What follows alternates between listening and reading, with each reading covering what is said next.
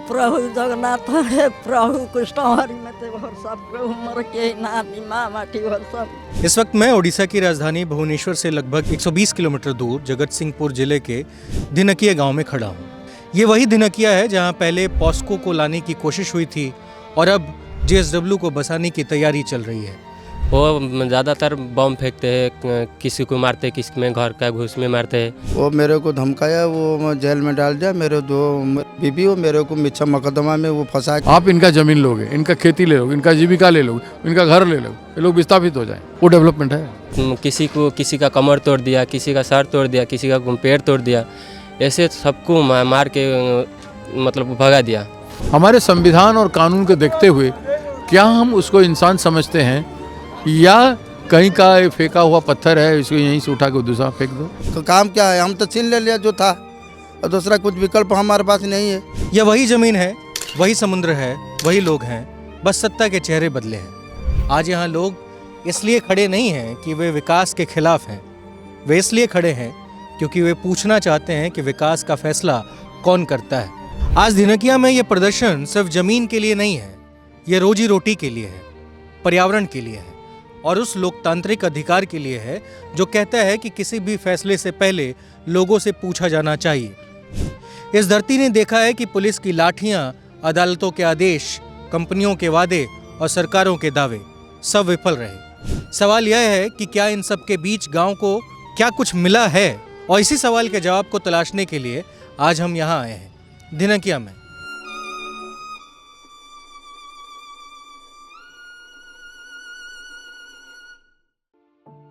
धिनकिया की कहानी किसी एक दिन की कहानी नहीं है, यह उस सवाल की कहानी है जो हर साल, हर सरकार और हर फैसले के साथ और भारी होता गया। सवाल यह है कि क्या विकास का फैसला बिना पूछे भी लिया जा सकता है, और अगर लिया गया तो वो किस कीमत पर लिया गया और उसकी कीमत कौन चुकाएगा। धिनकिया की लड़ाई सिर्फ जमीन की लड़ाई नहीं है, ये पेट की लड़ाई है, सांस की लड़ाई है। यहाँ पान की खेती कोई साधारण कृषि गतिविधि नहीं है, यह रोज चलने वाली जिंदगी है।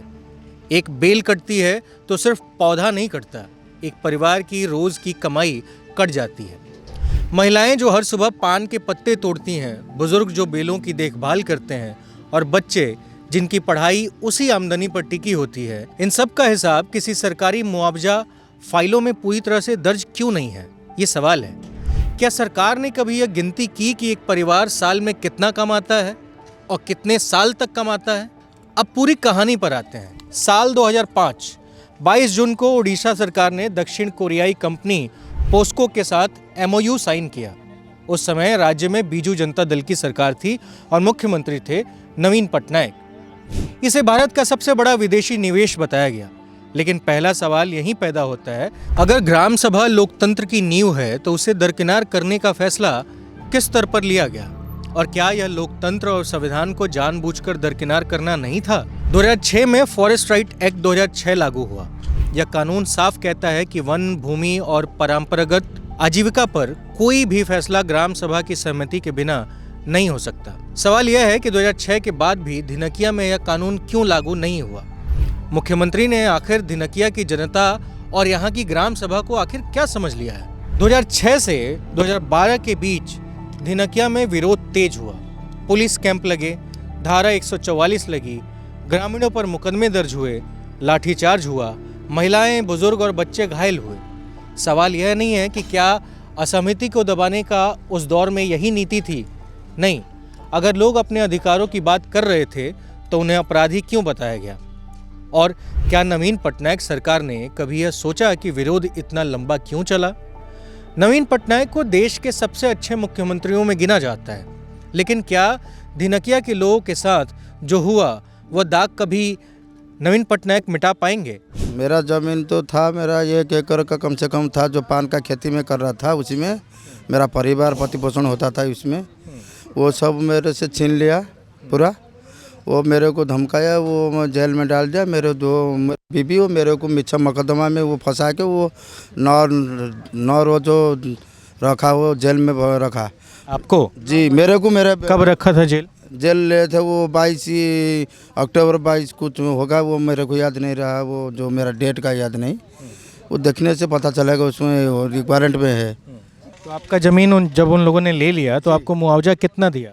वो हमको दिया था वो 17,500 में दिया था वो, लेकिन वो जो हमारा नापता है वो नाप सही से नहीं करता है, वो अगल बगल में नाप देता है ऐसे में से करके वो दे दिया। वो 1 लाख का ऊपर दे दिया, बहुत थोड़ा बहुत। वो मेरा पिताजी का किताब पर आया, मेरा का नहीं है। पर सरकार तो कहती है कि 1 एकड़ पे 17 लाख रुपए मिल रहा है। जी ये झूठा बात है। कहाँ दिया वो एक आदमी का? वो थोड़ा हमको रिपोर्ट दे दिए, वो तो देखेंगे हम किसी को दिया, कौन बोलता रहा है 17 लाख रुपया दिया। आप क्या अभी काम करते हो? अभी कुछ नहीं, हम बैठा है तो घर पर। काम क्या है, हम तो छीन ले लिया जो था, और दूसरा कुछ विकल्प हमारे पास नहीं है। एक बात बताओ कि जब आप 1 एकड़ में, एक सेकंड, जब आप 1 एकड़ में पान की खेती करते जी थे जी जी।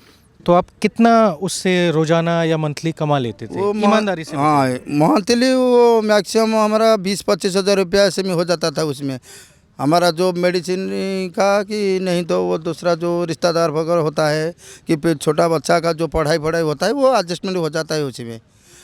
अभी तो बेकार में पूरा बैठा है, कुछ नहीं है, पूरा खाने के लिए भी तरस रहा है आदमी लोग को। 3टा पिला पाठ पढ़िया को बड़ हैरान हो सरकारी स्कूल रे पढ़ुछंती, तो मैंने खाइबा को ठीक से होनी, ड्रेस पाउनती, आउ दरमा खर्च भी दे पारुनी, एमती चलुछि।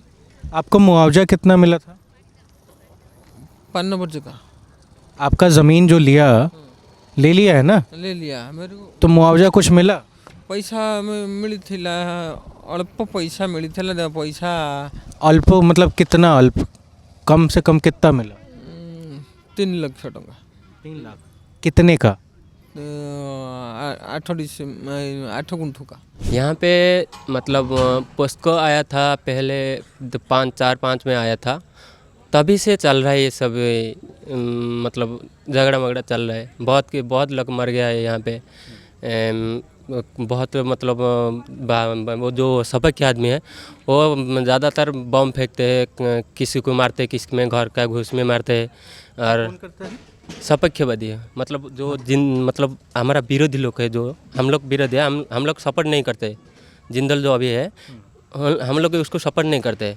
तो जो लोग उनको सपोर्ट करते हैं वो पुलिस प्रशासन उनको पैसा खिला के पूरा घर में घुस के मारते हैं। उन लोग जो गुंडा लोकल गुंडे पाल रखे हैं उन लोग।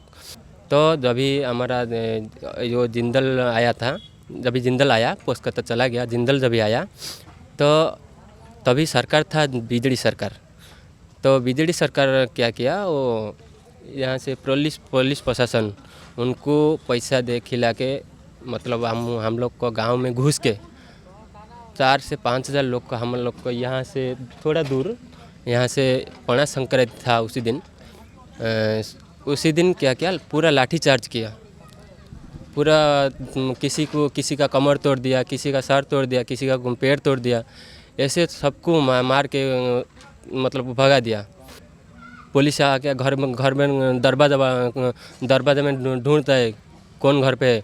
और ये सब किस लिए करते हैं सब? ये सभी इसीलिए करते हैं कि हम लोग को जिंदल को जगह नहीं देते, ज़मीन नहीं देते हम लोग, इसीलिए आप अपनी ज़मीन पर अड़े हुए हो और वो आपसे ज़मीन छीनना चाहते हैं, हथियाना चाहते हैं। जी, हम लोग का बाप दादा, जो हम लोग बाप दादा था, उनका मतलब उनका एज से वो चला रहा है, मतलब पान का खेती कर रहा है। तो वहीं पे हम लोग को टिकते हैं। जब भी वो चला जाएगा तो हम लोग क्या करेंगे, क्या खाएंगे? अभी तो वो चला गया है, हम लोग अभी दिन में काम करते हैं, रात में खाना खाते हैं। अभी आप लोग आपके घर में कौन कौन है और महीने का आप कितना जुटा पाते हैं अपनी पूरी जीविका को बेहतर करने के लिए? अभी तो वो तो उसी टाइम तो एक दिन का 500-1000 हो जाता था, 500-700 रुपया हो जाता था। अभी एक दिन को 200-300 हो पाना बहुत मुश्किल हो रहा है। और ये सब क्या काम करके आप करते हैं? वही किसी का तो यहाँ पे तो कंपनी तो यहाँ पे जो ऑयल रिफाइनरी, वो उसमें ऑयल प्लांट जो है पारादीपी पोर्ट है, उसमें काम करने के लिए जाएंगे तो किसी भी आदमी यहाँ पे जाएंगे तो उनको डोनेशन देना पड़ता है। डोनेशन मतलब 500-1000 नहीं, लाख वहाँ नौकरी पाने के लिए। वो नौकरी क्या सरकारी होता है, प्राइवेट होता है? वो प्राइवेट हो, मतलब सरकार वो प्राइवेट वो मिक्सिंग, मतलब कॉन्ट्रैक्ट पे मिलता है काम। कॉन्ट्रैक्ट में मिलता है। वो तो गवर्नमेंट का है, लेकिन अभी कॉन्ट्रैक्ट बोलेंगे तो कॉन्ट्रैक्ट का काम करने के लिए वो डोनेशन मांगेंगे, 5 लाख 10 लाख ऐसे देंगे तो घुसेंगे। महीना पेमेंट है 17,000 18,000, वो लेंगे लाख लाख। यहाँ पे तो हम लोग का तो इतना गरीबी है गाँव में, वो तो जा नहीं पाएंगे ना, तो किसी का बालू सीमेंट का काम करेंगे और धान का खेती है उसको करेंगे। इसी सभी करके कोई भी बिजनेस मतलब दुकान देते हैं, कोई भी आपको बेसिकली मजदूरी करना पड़ता है। 12 साल के ग्रामीण संघर्ष के बाद 20 मार्च 2017 को पॉस्को ने ओडिशा से अपना प्रोजेक्ट वापस ले लिया। यह एक ऐतिहासिक फैसला था, लेकिन उसके साथ ही सबसे बड़ा सवाल खड़ा हुआ, अगर आंदोलन जीत गया था तो जमीन गांव को वापस क्यों नहीं दी गई? जमीन को स्टेट लैंड बैंक में डालने का फैसला किसने लिया?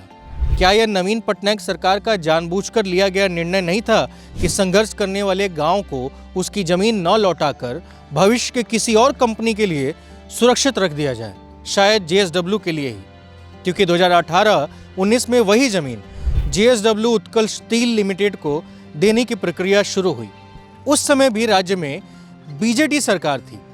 सवाल यह है कि पॉस्को के दौरान उठे सभी कानूनी, सामाजिक और पर्यावरणीय सवालों का समाधान किए बिना जमीन दोबारा क्यों ऑफर की गई? साथ इस समय गोली शामिल हैं, जो जिंदल के द्वारा एक्वायर की गई जो ज़मीन है, यानी कि सरकार ने जो उनको ज़मीन दी है वहाँ ये रहती हैं, और इनको कहा गया है कि ये अपनी ज़मीन छोड़कर और इनको जो भी मुआवजे की रकम है 2 लाख 3 लाख रुपए उनको लें ये, और उस ज़मीन को छोड़ करके चली आएँ। 70 साल से ज़्यादा से ये उस ज़मीन पर रहती आई हैं और ये चाहती हैं कि इनका ज़मीन इनसे ना छीने। क्यों? क्योंकि यहाँ पे ये खेती करती हैं, फल उगाती हैं, बकरियाँ चराती हैं, और यही उनके आजीविका का रीज़न भी है। मोर किसी उदार नाई मु छेली दिटा रखी गछ वृक्ष वर्ष को ओपाड़ी देलानी मु चलिया को भारी असुविधा।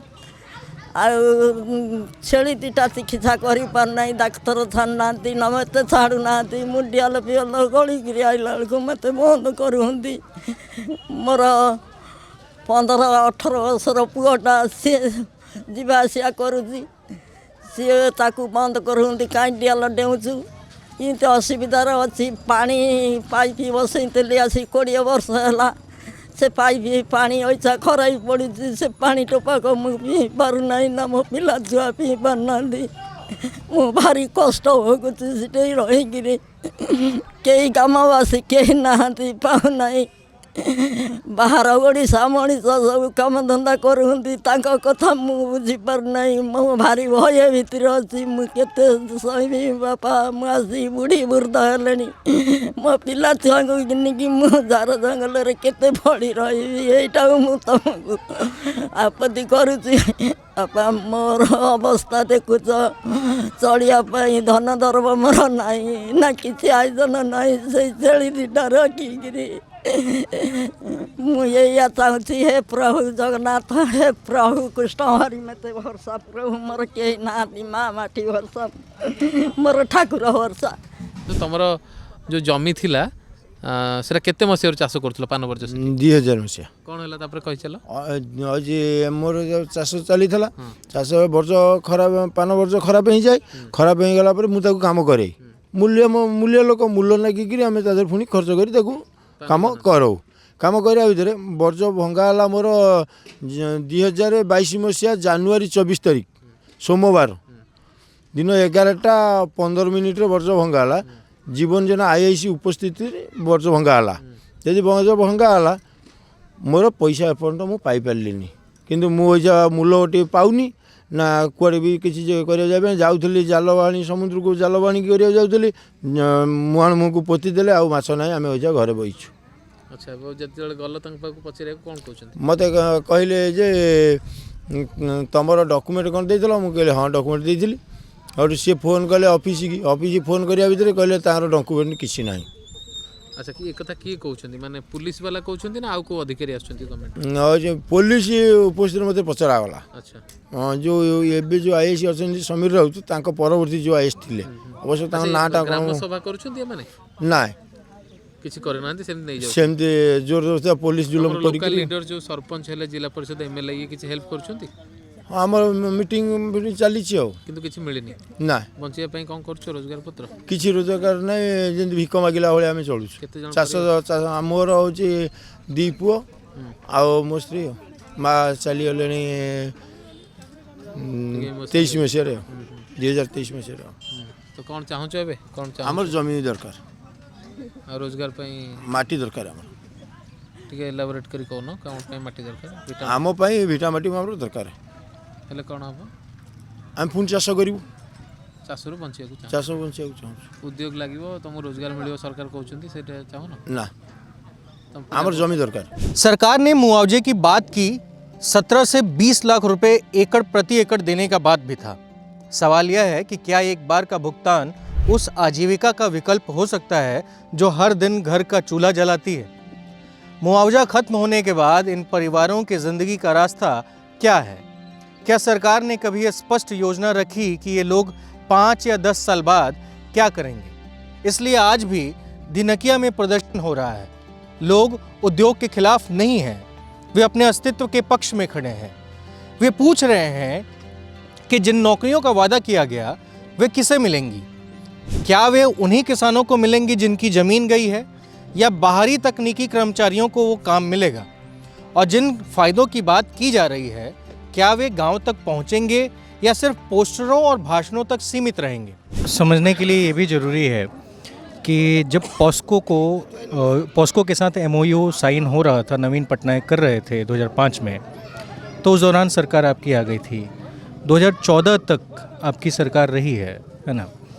इस मध्यांतर आप लोगों की ओर से क्या एक्शन लिए गए इस चीज़ के रोकथाम के लिए? क्योंकि प्रदर्शन तब भी हुए थे, सवाल ये भी होगा। रोकने के लिए इनके खिलाफ हमारे कांग्रेस पार्टी का लोगों का बयानबाजी रहा है, स्टेटमेंट वगैरह रहा है, लेकिन यहाँ जमीन के आंदोलन में हम लोग शिरकत नहीं हुए थे, क्यों उस समय मैं नियमगिरी का लड़ाई लड़ रहा था अपने उस तरफ। नहीं, मैं सेंट्रल कांग्रेस की ओर से भी बात करना चाह रहा हूँ कि क्या आप ये समझते हैं कि कांग्रेस से ये चूक हुई या कांग्रेस की ये गलती थी? नहीं, हमारी उस समय ताकत नहीं था कि हम 10 जगह एक साथ लड़ सकें। कालाहांडी में लड़ाई चल रहा था, कलिंग नगर में लड़ाई चल रहा था, उसी समय ये भी चल रहा था। बीजेपी इसको लेगेसी इशू कहती है। मान लीजिए 2014 से बीजेपी सरकार में है, 2017 में पॉस्को चला गया, लोगों को राहत मिली, लेकिन फिर 18-19 से एक नया कार्यक्रम शुरू हुआ। फिर बीजू जनता दल और नवीन पटनायक ने JSW को, सज्जन जिंदल की कंपनी को यहाँ पे वही ज़मीन आवंटित कर दी गई। यहाँ के लोकल ग्राम पंचायत से नहीं पूछा गया, जो कि एक्चुअल में वो अथॉरिटी होती है। मैं आपसे ये समझना चाहता हूँ कि आज तो बीजेपी की सरकार स्टेट में भी है और सेंटर में भी है, फिर वो लोग क्या कर रहे हैं?